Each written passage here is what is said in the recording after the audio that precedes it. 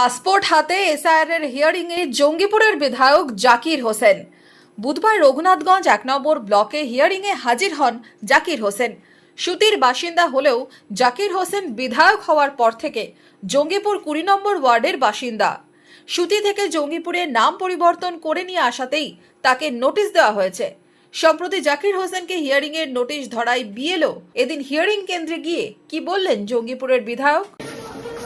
একজন ১৮ নম্বর বিধানসভার ভারতীয় নাগরিক হিসেবে দেখেন আমার পাসপোর্ট কোনো ভুল নাই।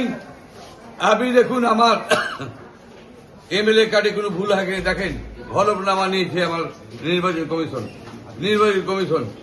আমি একজন ভারতীয় নাগরিক। দেখুন কে আমাকে দিয়েছে, ডিএম দিয়েছে এই সার্টিফিকেট। আপনাদের কি নিখুঁত কোনো ভুল আছে? আপনারা দেখুন, তাকে আমাকে নির্বাচন কমিশন ইংরেজি না জ্বালিয়েছে, তা আমাদের ভারত সরকার আমার মতো লোককে যদি নোটিশ দিতে পারে, সাধারণ মানুষকে কত জ্বালাচ্ছে।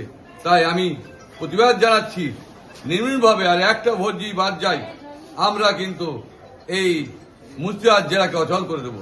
আমরা চাই যে আমি এসআইআর এসেছি, আপনারা দেখুন যে আমি ভারতীয় নাগরিক কিনে আমার এমএলএ কার্ড এবং দেখুন ডিএম সার্টিফাই করেছে যে আমি একজন ইন্ডিয়ান। আর এই যে পাসপোর্ট দেখছেন, পাসপোর্টে কি কোনো নিখুঁত আছে, ভুল আছে? দেখুন অরিজিনাল পাসপোর্ট নিয়ে এসছি, এমএলএ কার্ড, অরিজিনাল নিয়ে এসছি আপনার ডিএম এর সার্টিফিকেট। আপনারা দেখুন ডিস্ট্রিক্ট ম্যাজিস্ট্রেটের সাইন, পিস্তলের লাইসেন্স নিয়ে আছে আমার কাছে। আপনারা দেখুন কাকে দেয় পিস্তলের লাইসেন্স? আপনারা বলুন। একজন প্রতিষ্ঠিত ব্যবসায়ী যে আমাকে যে income tax, GST, P tax জ্বালিয়েছে, সেটা কি ভারত সরকার ফেরত দিবে?